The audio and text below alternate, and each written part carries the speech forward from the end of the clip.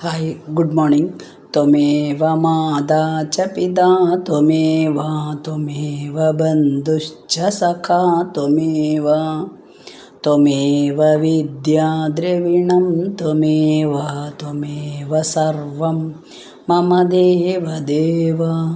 ശ്രീമദ്ഭഗവത്ഗീത 7-ാം അധ്യായം ജ്ഞാനവിജ്ഞാനയോഗം 21-ാമത്തെ ശ്ലോകമാണ് ചൊല്ലുന്നത്.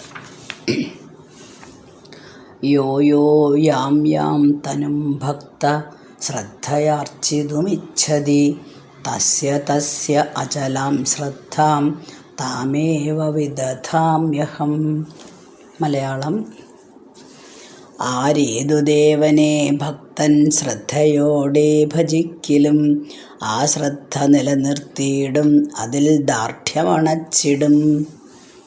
യഹ ഭക്തഃ ഏതേതു ഭക്തൻ യാം യാം തനും ഏതേതു ദേവമൂർത്തിയെ ശ്രദ്ധയാ അർച്ചിതും ഇച്ഛതി ശ്രദ്ധയോടെ ഭജിക്കാൻ ആഗ്രഹിക്കുന്നുവോ തസ്യ താം ശ്രദ്ധാം ഏവ ആ ഭക്തന്മാരുടെ അതാത് ഭക്തന്മാരുടെ ആ ശ്രദ്ധയെ തന്നെ അഹം അചലം വിദധാമി ഞാൻ ദൃഢമാക്കി തീർക്കുന്നു.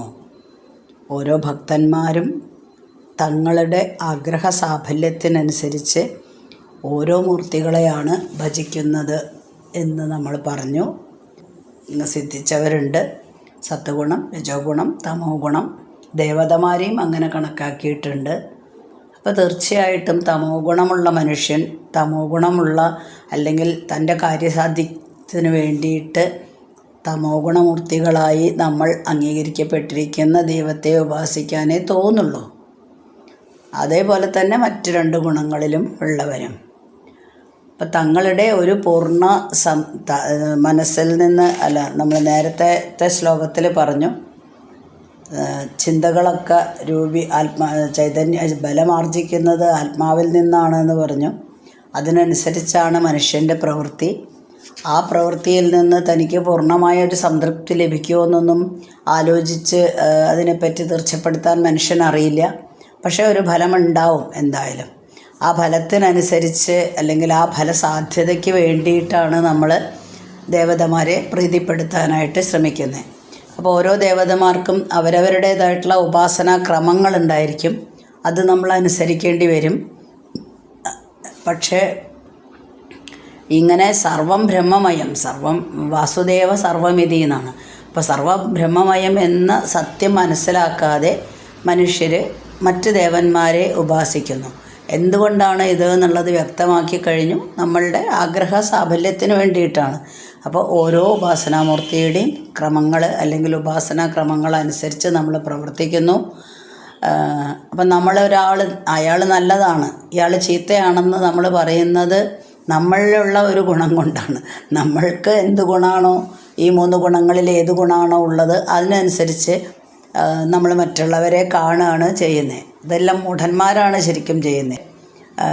അയാൾക്ക് അയാൾ ഇന്ന ആൾ ചീത്തയാണ്, ഇന്ന ആൾ നല്ലതാണെന്നൊന്നും പറയാതെ ഇതെല്ലാം എല്ലാവരും പെരുമാറുന്നത് തൻ്റെ പൂർവ്വ സംസ്കാരമനുസരിച്ച്, കഴിഞ്ഞ ജന്മത്തിലെ സംസ്കാരമനുസരിച്ചാണ് എന്ന് മനസ്സിലാക്കാനുള്ള ബുദ്ധി കിട്ടും. അതായത് നമ്മൾ വിഷയങ്ങൾ ഭുജിച്ച് അല്ലെങ്കിൽ വിഷയങ്ങളിൽ ഇങ്ങനെ ലയിച്ച് സുഖം, ദുഃഖം എന്നിവയ്ക്ക് വേണ്ടിയിട്ട് പ്രവർത്തിക്കുന്നു മൂഢന്മാരായ നമ്മൾ അല്ലെങ്കിൽ ലൗകികന്മാരായ നമ്മൾ. ഒരു വിവേകിയാണെങ്കിൽ ഈ വിഷയജീവിതം എന്താണ്, സംസാര സാഗരത്തിൽ അല്ലെങ്കിൽ നമ്മുടെ സംസാര ദുഃഖങ്ങൾ, സംസാരത്തിലുള്ള സുഖങ്ങൾ ഇതെല്ലാം താൽക്കാലികമാണെന്ന് മനസ്സിലാക്കിയിട്ട് അതിൽ നിന്നെല്ലാം മുക്തി നേടി അല്ലെങ്കിൽ വിരമിച്ച് നമ്മൾ റിട്ടയർ ചെയ്യുകയെന്ന് പറയില്ലേ, അതെല്ലാം വേണ്ടാന്ന് വെച്ച് പരമാത്മാവിനെ തന്നെ ആശ്രയിക്കുകയും ചെയ്യുന്നു. അപ്പോൾ അങ്ങനെയാണെങ്കിൽ ഈ കാമസിദ്ധിക്ക് വേണ്ടി പ്രയത്നിക്കുന്ന ആൾക്കാരുടെ നേരെ പരമാത്മാവിൻ്റെ ഒരു നിലപാട്, അതായത് പരമാത്മാവ് അവരെ എങ്ങനെയാണ് കാണുന്നത് എന്നതാണ് 21-ാമത്തെ പദ്യത്തിൽ വ്യക്തമാക്കുന്നത്. അപ്പോൾ ഏത് ഉപാസനാമൂർത്തിനെ നമ്മൾ ഉപാസിച്ചാലും അത് ദൃഢമാക്കുന്നത് ഞാൻ തന്നെയാണെന്ന് ഒന്നും കൂടെ പറഞ്ഞു കൊടുക്കുകയാണ്. നിങ്ങൾ വിചാരിക്കുന്നു ആ ഉപാസനാമൂർത്തികളാണ് നിങ്ങൾക്ക് ഫലം തരുന്നതെന്ന്. പക്ഷേ ഇതെല്ലാറ്റിൻ്റെയും പുറമേ, അതായത് അവരെ പോലും നിയന്ത്രിക്കുന്നത് ഞാൻ തന്നെയാണ്. അപ്പോൾ ഓരോ ദേവതകളെ ഉപാസിക്കുമ്പോൾ അവരിൽ ദൃഢമായ ഒരു ഉപാസന കൊടുക്കുന്നത് ഞാനാണ്. കാരണം എന്താണ്? ഫലം കിട്ടുന്നുണ്ട്. ഓരോ ഫലങ്ങൾ നമ്മൾ കിട്ടുമ്പോഴും നമുക്ക് വീണ്ടും വീണ്ടും അതിലേക്കുള്ള ശ്രദ്ധ കൂടും. ഇതാണ് 21ാമത്തെ ശ്ലോകത്തിൽ വിവരിക്കുന്നത്. ഇതിന് മുന്നേയുള്ള ശ്ലോകങ്ങളിലും നമ്മൾ പറഞ്ഞിട്ടുണ്ട്, സർവചരാചരങ്ങളെയും കോർത്തിണക്കുന്ന ഒരു കണ്ണിയാണ് സാക്ഷാൽ ശ്രീകൃഷ്ണ ഭഗവാൻ അല്ലെങ്കിൽ പരമാത്മാവ് എന്ന് നമ്മൾ വിളിക്കുന്ന ആ സ്വരൂപം. പക്ഷേ നമ്മൾ മായയിൽപ്പെട്ട് അല്ലെങ്കിൽ ഈ 3 ഗുണങ്ങളിലും കുടുങ്ങി അലയുന്ന ഒരു മനുഷ്യന് ഈ പരമാത്മാവിനെ അറിയാത്തത് അതുകൊണ്ടാണ്, ഇത് മനസ്സിലാക്കാനുള്ള കഴിവില്ലാത്തതുകൊണ്ടാണെന്ന് നമ്മൾ പറഞ്ഞു. നമ്മൾ നമ്മുടെ ഇഷ്ടദേവന്മാരെ ഉപാസിക്കുമ്പോൾ നമ്മൾക്ക് എന്തെങ്കിലുമൊക്കെ ഫലം കിട്ടും. ആ കിട്ടുമ്പോൾ നമ്മൾക്ക് വിശ്വാസം കൂടിക്കൂടി വരും. അപ്പോൾ നമ്മൾക്ക് ആ വിശ്വാസം കിട്ടിക്കഴിഞ്ഞാൽ നമ്മൾ ആ ഭഗവാനുമായിട്ടുള്ള നമ്മുടെ ബന്ധം കൂടുതൽ ദൃഢതയേറും. അല്ലെങ്കിൽ വീണ്ടും എപ്പോഴും ആ ഭഗവാനെ നമുക്ക് ആരിൽ നിന്നാണോ, ഏത് ഉപാസനാമൂർത്തിയിൽ നിന്നാണോ ഫലങ്ങൾ കിട്ടുന്നത്, അതിനനുസരിച്ച് നമ്മുടെ മനസ്സിലെ ആഴമേറിയ ഒരു ചിന്ത ആ ഭഗവാനോട് തന്നെ തോന്നുന്നു. പക്ഷേ ഇതെല്ലാം താൽക്കാലികമാണ് എന്ന് നമ്മൾ മനസ്സിലാക്കുന്നില്ല. അപ്പോൾ എപ്പോഴും അവസാനം, ഇതിൻ്റെയൊക്കെ അവസാനം എന്ന് പറയുന്നത് പരമാത്മാവ് തന്നെയാണ്. ഈ ദേവതകളെ നമ്മളെ ശ്രദ്ധയോടെ ഉപാസിക്കാൻ നമ്മളെ പ്രേരിപ്പിക്കുന്നത് ഭഗവാനാണ്. കാരണം ഫലം കിട്ടുകയല്ലേ. അപ്പോൾ കൂടുതൽ കൂടുതൽ നമുക്ക് പ്രേരണ, വീണ്ടും വീണ്ടും ഫലം കിട്ടാൻ വേണ്ടിയിട്ട് നമ്മൾ വീണ്ടും വീണ്ടും ഉപാസിക്കും. ആ ചെയ്യുന്നത് ഞാൻ തന്നെയാണ്. അതാണ് ഈ 21ാമത്തെ ശ്ലോകത്തിൽ പറഞ്ഞത്. ഇനി 22ാമത്തെ ശ്ലോകം. സ തയാ ശ്രദ്ധയാ യുക്ത തസ്യ ആരാധനമീഹതേ ലഭതേ ച തദകാമാൻ മയൈവ വിഹിതാൻ ഹിതാൻ. മലയാളം. ദൃഢഭക്തനവൻ ദേവതനുവെത്താൻ ഭജിക്കവേ ഞാൻ നൽകിടുന്ന കാമങ്ങൾ ലഭിച്ചിഷ്ടമണഞ്ഞിടും. സഹ അവൻ തയാ ശ്രദ്ധയാ യുക്ത അന്യദേവതകളെ ഭജിക്കുന്ന ആൾ, അപ്രകാരമുള്ള ശ്രദ്ധയോടുകൂടി തസ്യ ആരാധനം ഈഹതേ ഇഷ്ടദേവതയെ ആരാധിക്കുന്നു. തതഹ അതിൽ നിന്ന് മയാ ഏവ വിഹിതാൻ ഞാൻ തന്നെ നൽകുന്ന താൻ കാമാൻ ലഭതേ ചെയ്യുന്നു. അത് ഉപാസിക്കുന്ന ആൾ അറിയുന്നില്ല, ഇഷ്ടമൂർത്തികളെയാണ് ഞാൻ ഉപാസിക്കുന്നത്, ഞാൻ ഗണപതിയാണ് ഉപാസിക്കുന്നത്, സാക്ഷാൽ പരമശിവനെയാണ് ഉപാസിക്കുന്നത്, അല്ലെങ്കിൽ മറ്റെന്തെങ്കിലും ദേവന്മാരെയാണ് ഉപാസിക്കുന്നത്. അപ്പോൾ ഉപാസിച്ച് കഴിയുമ്പോൾ നമ്മൾക്ക് അതിലേക്ക് ശ്രദ്ധ കൂട്ടിക്കൊടുത്തരുന്നതാരാണ്? സാക്ഷാൽ ശ്രീകൃഷ്ണ ഭഗവാനാണെന്ന് നേരത്തെ പറഞ്ഞു. അപ്പോൾ അങ്ങനെ നമുക്ക് ചിലപ്പോൾ എന്തെങ്കിലും ഫലങ്ങൾ സിദ്ധിച്ചു എന്ന് വരും. കാരണം അത്രയും ശ്രദ്ധയോടെയാണ് ഞാൻ ആ ഉപാസനാമൂർത്തിയെ ഭജിക്കുന്നത്. അപ്പം നമ്മളുടെ ഇഷ്ടം കൂടുന്നു, ആ മൂർത്തിയോട് ഇഷ്ടം കൂടിക്കൂടി വരുന്നു. അപ്പോൾ വീണ്ടും വീണ്ടും എനിക്ക് ചിലപ്പോൾ ഫലങ്ങൾ തന്നു എന്ന് വരും. പക്ഷേ അപ്പോൾ എനിക്ക് വീണ്ടും വീണ്ടും അതിനോട് ഇഷ്ടം കൂടുമല്ലോ. ഇതൊന്നും ഭഗവാൻ നേരിട്ടല്ല, അത് നമ്മൾ നേരിട്ടല്ല. നമ്മളെന്താ വിചാരിക്കുന്നത്? ഞാൻ ഉപാസിക്കുന്ന മൂർത്തിയാണ് എന്നാണ് നമ്മൾ വിചാരിക്കുന്നത്. അപ്പോൾ നമുക്ക് ഈ ഫലങ്ങൾ തരുന്നത്, ഇപ്പോൾ നമ്മൾ പരീക്ഷയ്ക്ക് പഠിക്കുമ്പോൾ നമുക്ക് കുട്ടിക്ക് നല്ല മാർക്ക് കിട്ടണമെന്ന് ആഗ്രഹം, അതിനുവേണ്ടി ഉപാസിക്കുന്നു, നല്ല മാർക്ക് കിട്ടാം, വീണ്ടും നമ്മുടെ ശ്രദ്ധ കൂടുന്നു, അപ്പോൾ നല്ല ഉന്നതമായിട്ടുള്ള വിദ്യാഭ്യാസം നേടാൻ ചിലപ്പോൾ ഭാഗ്യം കിട്ടുന്നു.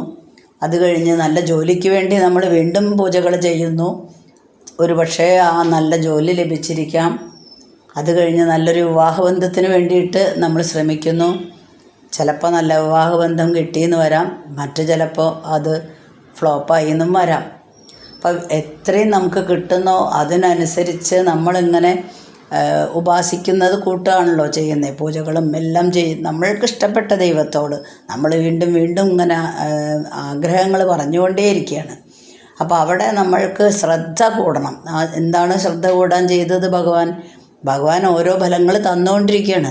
നമ്മൾ വിചാരിച്ച എല്ലാം കിട്ടി, മാർക്ക് കിട്ടി, ഉന്നത വിദ്യാഭ്യാസം നേടി, നല്ല ജോലി കിട്ടി, നല്ല ഭർത്താവിനെ അല്ലെങ്കിൽ ഭാര്യയെ കിട്ടി. ആ ഫലങ്ങൾ ഇങ്ങനെ നമ്മൾക്ക് ലഭിക്കുമ്പോൾ നമ്മൾക്ക് ഇഷ്ടം ഇങ്ങനെ കൂടിക്കൂടി വരും. അങ്ങനെയുള്ള ഒരു ശ്രദ്ധ നമ്മളിൽ ഉണ്ടാക്കുന്നതെല്ലാം സാക്ഷാൽ ഭഗവാനാണ്. ഈ ദേവന്മാരെ ദേവതകളെയൊക്കെ കൺട്രോൾ ചെയ്യുന്ന, അതിലും ഉപരിയായിട്ട് നിറഞ്ഞു നിൽക്കുന്ന പരമാത്മാവ് തന്നെയാണ്. പക്ഷേ നേരിട്ടല്ല നമ്മൾ അനുഭവിക്കുന്നത് എന്ന് മാത്രം. അതെപ്പോഴും അങ്ങനെ തന്നെയല്ലേ. ഭഗവാന്റെ അനുഗ്രഹം നമുക്ക് നേരിട്ട് നാളെ രാവിലെയോ അല്ലെങ്കിൽ രാത്രിയോ ഭഗവാൻ സ്വപ്നത്തിലോ ഒന്ന് ദർശിച്ച് നിനക്ക് എന്ത് വരം വേണം എന്നൊക്കെ ഉള്ളത് പുരാണ കഥകളിലാണ് നമ്മൾ കേട്ടിട്ടുള്ളൂ. നമുക്കും ആ അനുഭവങ്ങൾ അതുപോലെ വരും. പക്ഷേ നമ്മളത് അറിയുന്നില്ല ഭഗവാന്റെ അനുഗ്രഹം കൊണ്ടാണെന്ന്. അപ്പോൾ നമ്മുടെ ജീവിതത്തിൽ നമ്മൾക്ക് ഓരോ നിമിഷവും നമുക്ക് നല്ല കാര്യങ്ങൾ വരുമ്പോൾ നമ്മളത് മനസ്സിലാക്കണം.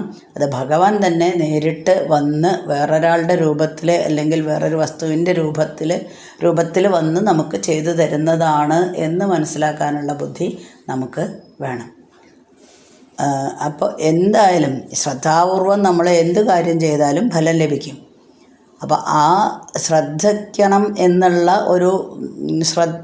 ഒരു പ്രവൃത്തി നമുക്ക് തോന്നുന്നത് നമ്മുടെ സംസ്കാരത്തിൻ്റെ ലക്ഷണമാണ്.